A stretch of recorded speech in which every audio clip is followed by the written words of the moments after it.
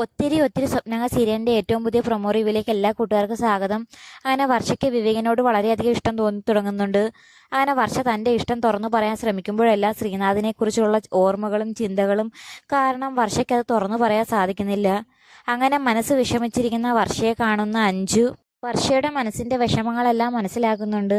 മാത്രമല്ല വർഷയ്ക്ക് വിവേകിനെ ഇഷ്ടമാണെന്ന് അഞ്ജുവിന് അറിയുകയും ചെയ്യാം.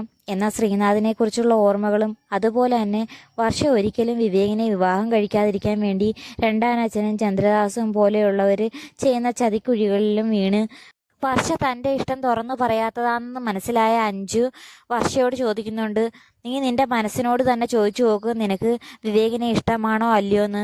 നിനക്ക് വിവേകിനെ ഇഷ്ടമാണെന്ന് എനിക്കറിയാം, അത് നീ ഇനിയും പറയാൻ മടിക്കണ്ട.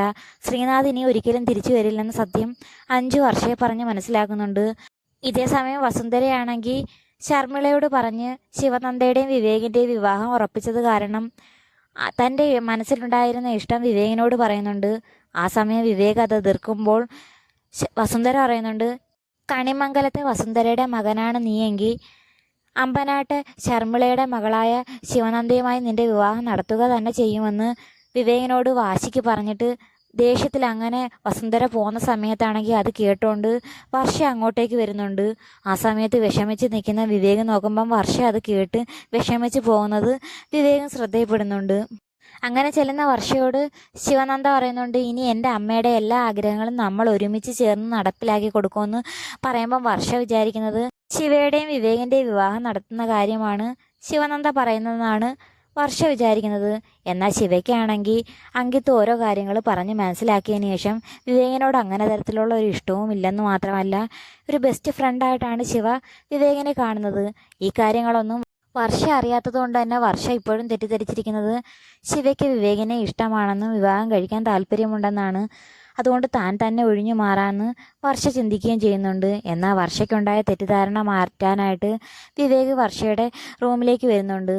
ഇതേ സമയം വർഷ പറയുന്നുണ്ട്, എനിക്ക് പ്രത്യേകിച്ചൊന്നും പറയാനില്ല, അമ്മ പറഞ്ഞതുപോലെ ശിവയെ തന്നെ വിവാഹം കഴിക്കണമെന്നൊക്കെ പറഞ്ഞ് വർഷ ഒഴിഞ്ഞു മാറാൻ ശ്രമിക്കുന്നുണ്ടെങ്കിലും വിവേക് വർഷയെ കാര്യങ്ങൾ പറഞ്ഞ് മനസ്സിലാക്കാനാണ് ശ്രമിക്കുന്നത്. ഇതേ സമയം റൂമിലേക്ക് ശിവനന്ദ വരുന്നുണ്ട്. പെട്ടെന്ന് വിവേകും വർഷയും ബാത്റൂമിൽ കയറി ഒളിക്കുന്നുണ്ട്. അങ്ങനെ വർഷയെ വിളിക്കുന്ന സമയത്ത് വർഷ പറയുന്നുണ്ട്, ഞാൻ ബാത്റൂമിലാണ്, കുറച്ച് കഴിഞ്ഞിട്ടേ ഇറങ്ങുമെന്ന് പറയുന്ന സമയത്ത് ശിവ പറയുന്നുണ്ട്, കുറച്ച് കഴിഞ്ഞിട്ടായാലും കുഴപ്പമില്ല, ഞാനിവിടെ വെയിറ്റ് ചെയ്യാമെന്നും പറഞ്ഞ് റൂമിൽ ഇങ്ങനെ ഇരിക്കുന്നുണ്ട്.